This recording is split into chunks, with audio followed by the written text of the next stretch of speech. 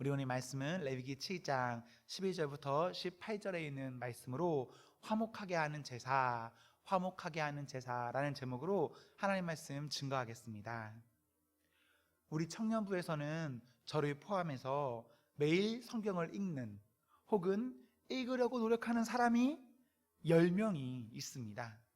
매일 3장에서 4장씩 성경을 읽으면 1년에 한 번은 성경 전체를 읽을 수 있는데요, 1월부터 창세기를 차근차근 읽다가 지난주 금요일부터 레위기를 읽기 시작했습니다.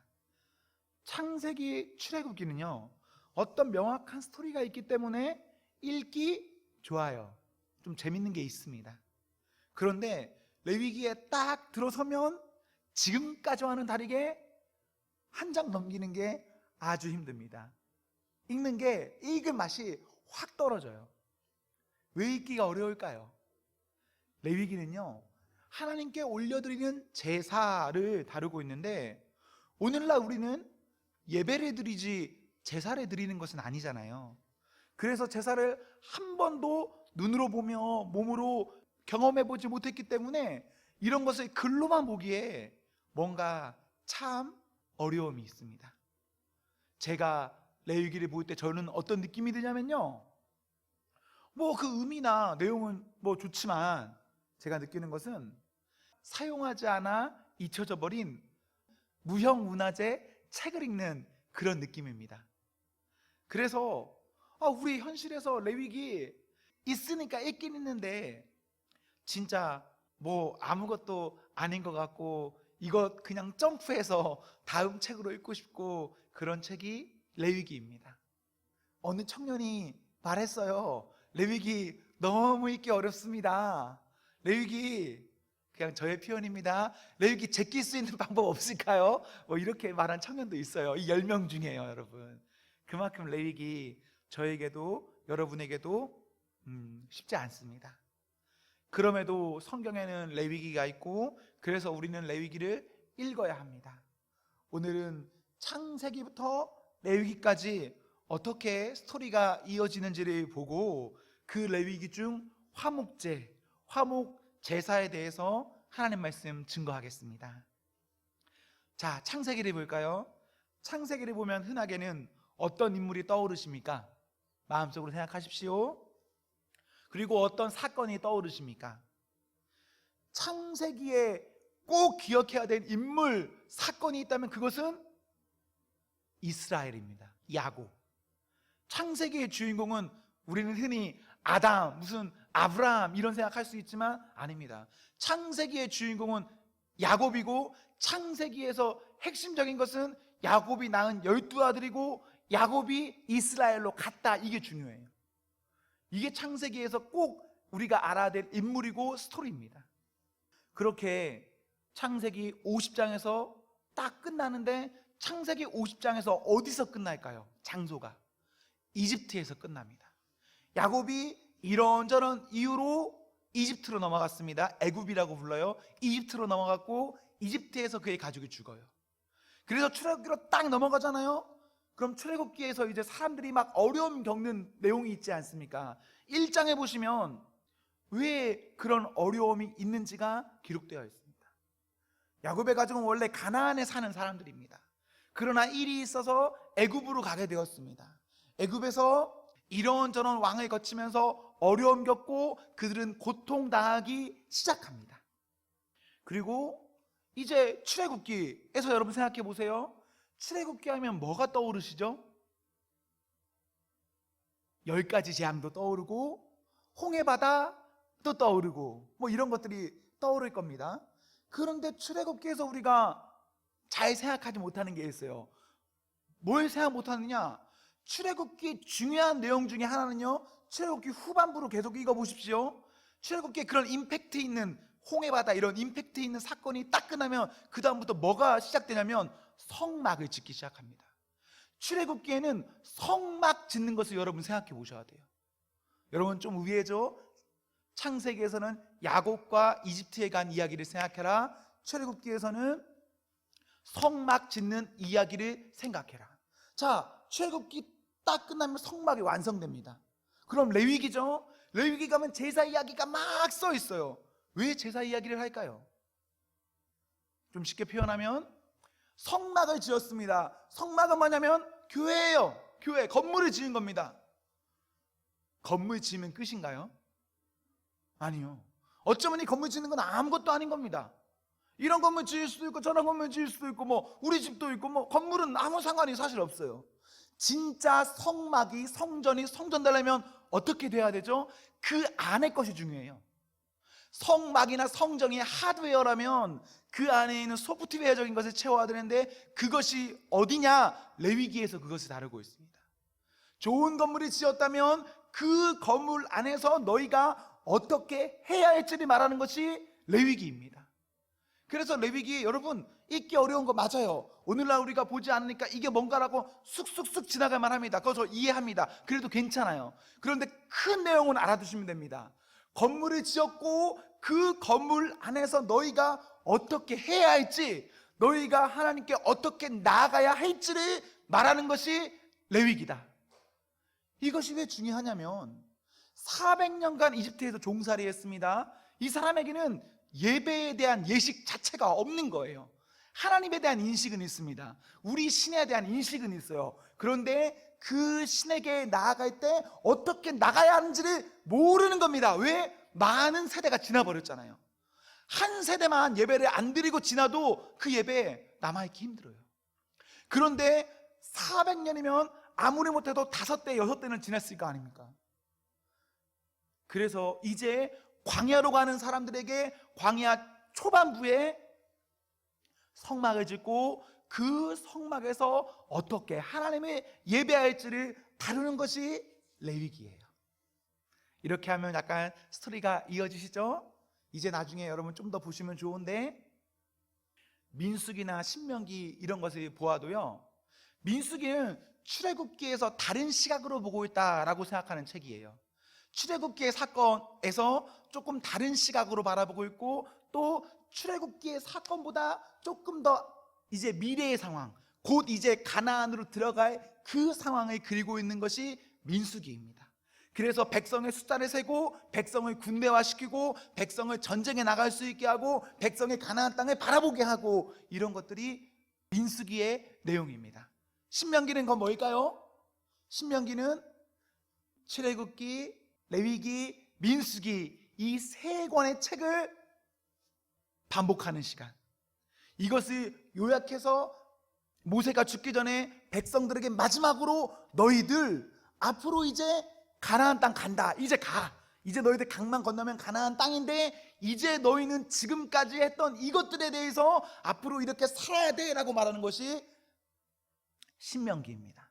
신명기는 반복하는 책이에요. 앞에 것들을 반복하는 책. 그리고 그 다음부터 여호수아에서 땅 따먹기가 시작하는 겁니다. 가나안 땅 입성, 그거 땅 따먹기. 네, 여기까지만 여러분 듣고 가도 창세기부터 신명기까지 모세 오경에 대한 큰 스토리를 들었습니다. 이 정도의 큰 스토리를 알고 그래도 읽는다면 레위기 그래, 예배 모르는 인간들이 예배 드려야 되니까 하나님께 나가야 되니까 하나님이 이런 것을 그냥 이런저런 이렇게 디테일하게 아주 차근차근 설명하는 책이구나, 이 정도로 인식을 하고 넘어가면 레위기 어렵지만 그래도 읽을 만한 책이 됩니다. 여러분, 우리가 성경을 한 번도 안 읽었거나 성경을 우리가 가까이 있지 않기 때문에 우리는 성경을 읽으면 눈에 들어오는 어떤 핵심적인 인물 그리고 눈에 들어오는 어떤 임팩트한 사건에 우리의 그 눈과 마음이 향하는 게 사실이에요. 저도 그렇고요. 그런데 계속적으로 성경을 읽으면 분명히 여러분에게 눈이 열립니다. 조금 다른 시각이 열리고 조금 다르게 바라볼 내용들이 있어요. 특별히 이렇게 계산해 보시는 것도 좋아요.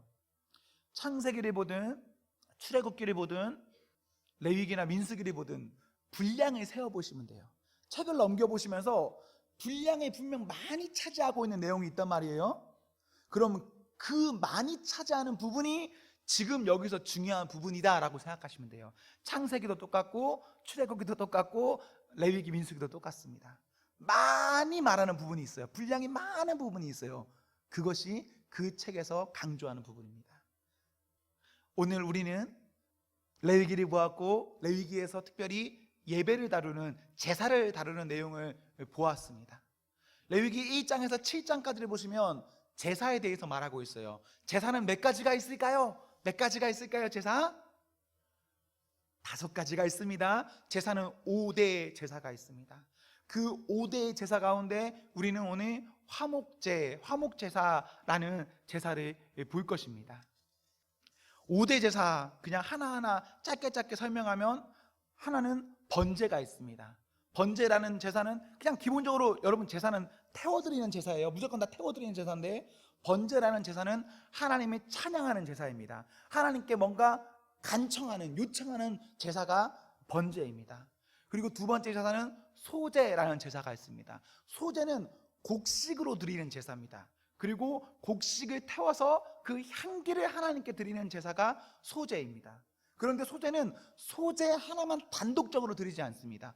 다른 고기 제물이 들어간 번제라든지 화목제라든지 이런 다른 제사가 있는데, 그 제사를 드릴 때 고기를 태우면서 그것과 함께 소제를 덧붙여서 아름다운 향기, 좋은 향기를 올려 보내드리는 것이 소제입니다. 그리고 세 번째 제사는 우리가 오늘 볼 화목제입니다. 화목제는 하나님과 우리의 관계 회복을 위해서 드리는 제사입니다. 그리고 네 번째는 속건제가 있습니다. 속건제는 하나님과 이웃에게 뭔가 손해를 끼쳤습니다. 손해를 끼쳤을 때 제사 드리고 그 손해본 것을 배상하기 위한 제사가 속건제입니다. 그리고 마지막 5번째는 속죄제가 있는데, 이것은 우리가 하나님께 죄를 지었을 때 드리는 제사입니다. 이렇게 5가지의 제사가 있어요. 우리는 그 5가지 가운데 오늘 화목제사를 볼 텐데, 왜 화목제사를 보냐? 왜냐면요, 다른 제사는 다 비슷비슷해요. 그냥 기도드린다, 요청한다, 죄를 사한다, 혹은 내가 잘못한 것에 배상한다라는 의미에서 다 비슷비슷해요. 그런데 화목제는요, 유독 조금 다른 게, 독특한 면이 있기 때문에 화목제를 오늘 보려고 합니다. 화목제는요, 하나님과 사람이 화목하게 하기 위해서 드리는 제사입니다. 여기서 사람과 하나님의 관계가 어느 정도의 관계이냐? 원수의 관계입니다. 적대적 관계. 본래 하나님과 우리는 적대적 원수의 관계입니다. 그래서 우리는 하나님과 함께할 수 없는데, 그 함께할 수 없는 그것을 해결하기 위해서 하나님 앞에서 화목 제사를 드리는 것입니다. 화목 제사, 이 제사의 독특한 것은요, 자, 관계를 회복하는 것도 어떻게 보면 용서를 구하는 거니까 그냥 다른 제사랑 똑같잖아요. 비슷하잖아요. 이것의 다른 것은 무엇이 있냐면, 이것은 사람을 매우 부담스럽게 하는 의미가 있습니다. 왜 부담스럽냐? 7장 15절에 보십시오. 제사를 드리면요, 자, 고기를 태워드리지 않습니까? 그러면 고기를 내가 먹을 수 있을까요? 없을까요? 원래는 고기를 못 먹는 거예요. 제사를 드리는 사람은 제사를 드림으로 고기는 끝나는 겁니다. 제사는 누가 먹을 수 있을까요? 우선은 기본적으로 대부분 태워드리고 일부만 제사장이 생계를 위해서 그것을 먹어요. 제사장은 별도의 그 땅이나 직장이 그냥 없으니까 그 제사를 통해서 생계를 유지합니다. 제사를 드리는 사람은 그것을 못 먹어요. 그런데 유독 화목제는 제물을 우리가 먹습니다. 사람이 먹어요. 제사를 끝나면 그 제사 끝난 고기를 우리가 가져와서 먹게 됩니다. 여러분 좋으세요? 안 좋으세요? 좋죠?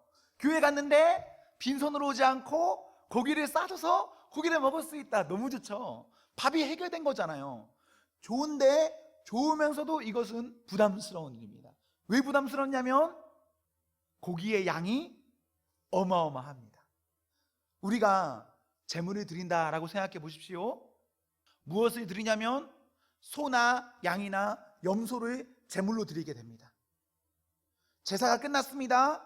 그것을 태웠으니까 구워졌겠죠? 그것을 여러분에게 드렸어요. 여러분, 그냥 소는 말하지 않을게 너무 크니까 우리 양이라고 생각합시다.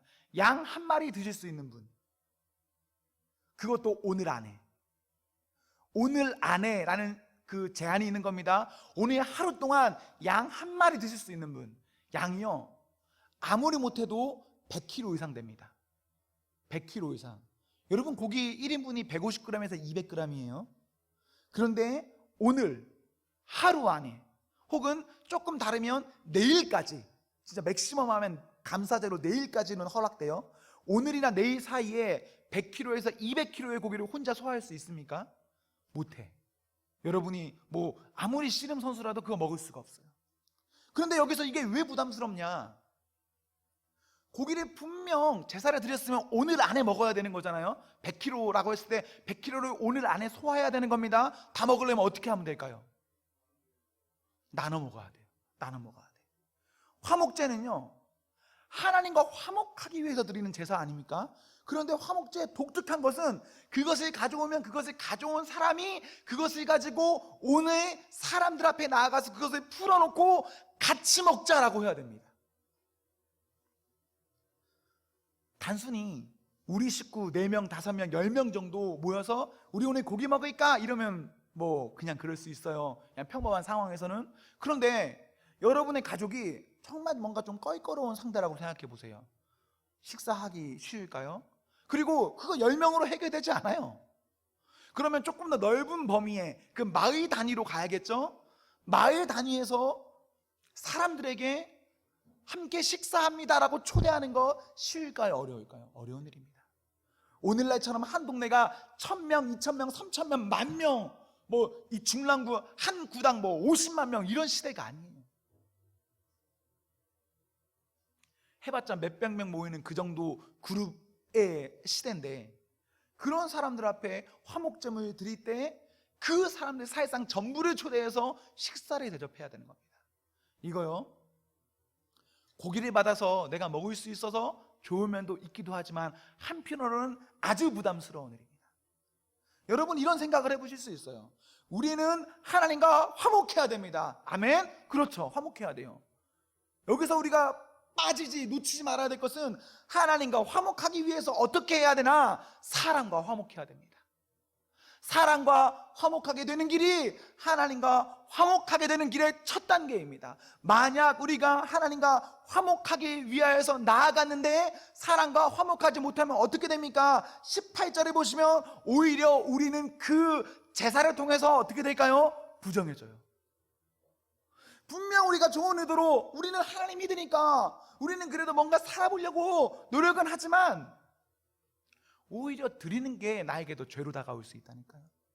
그런 점에서 화목제는 부담스러운 제사입니다.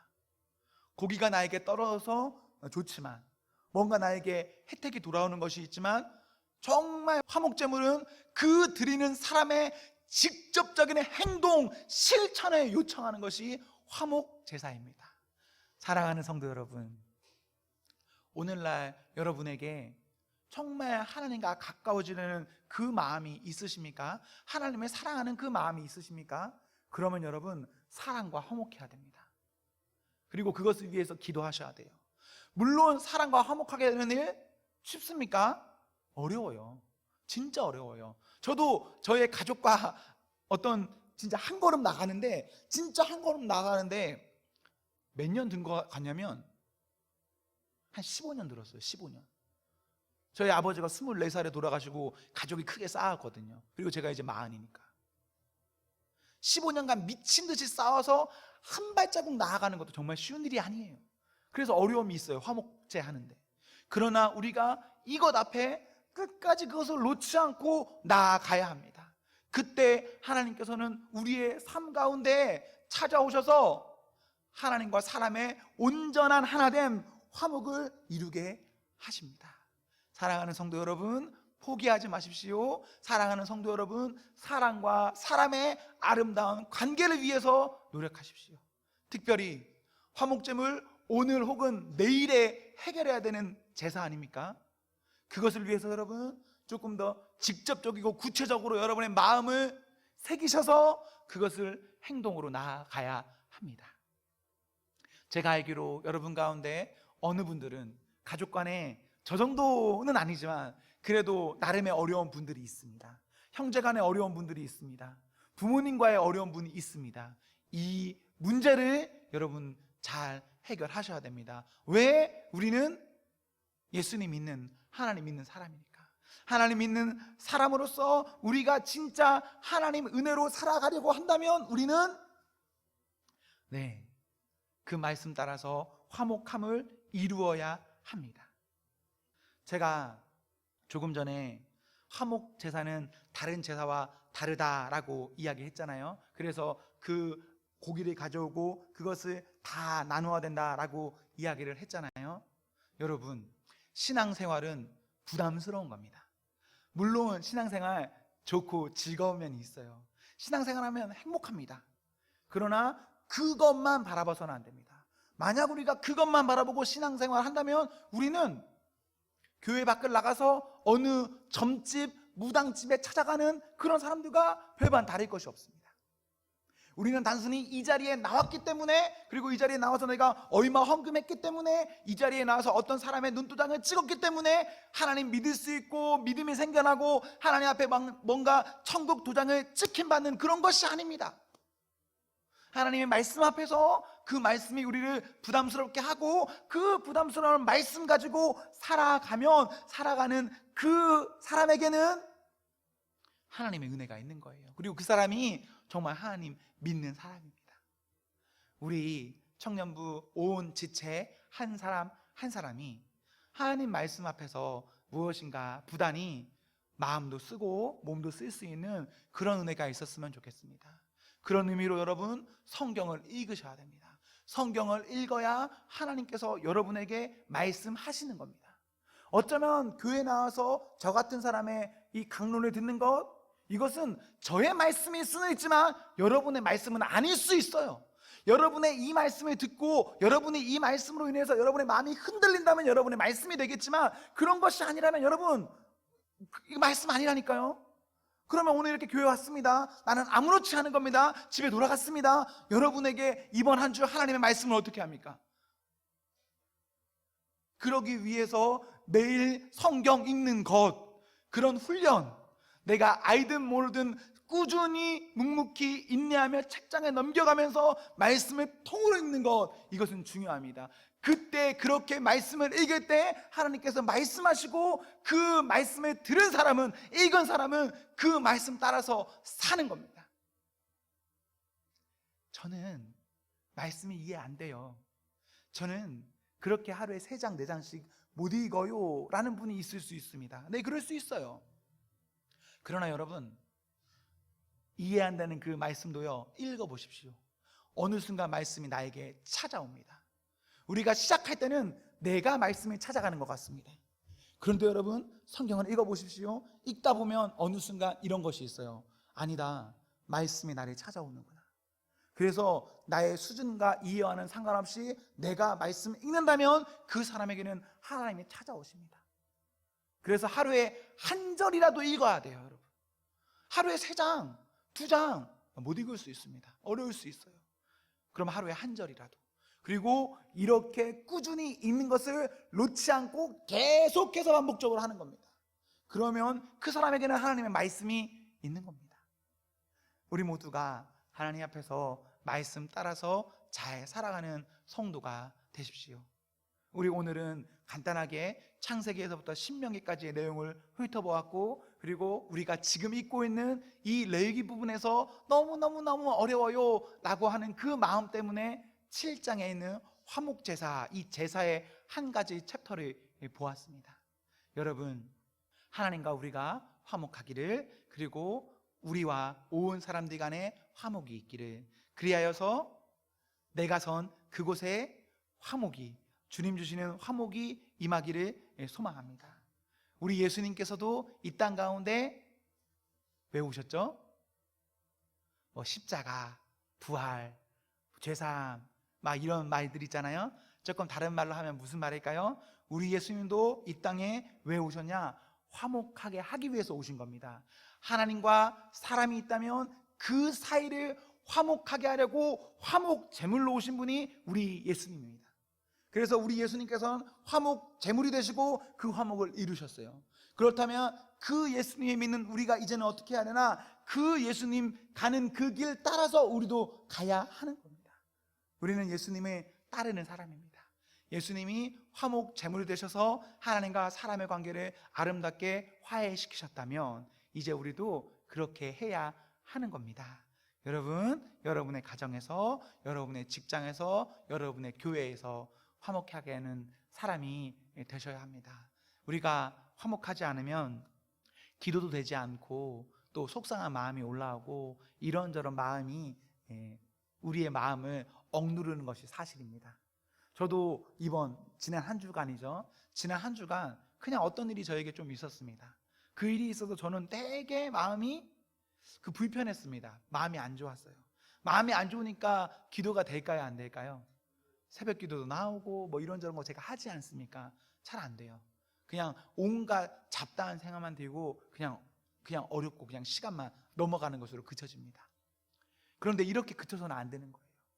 우리가 화목하게 하는 그 예수님 따라서 본받아서 우리도 이제 화목하게 하는 그 삶을 사는 성도가 되어야 합니다. 여러분의 모든 장소에서, 여러분이 서 있는 그곳에서, 특별히 여기는 교회니까 우리 교회와 여러분이 있는 목장에서 그 화목함을 이루기를 기원합니다. 아멘.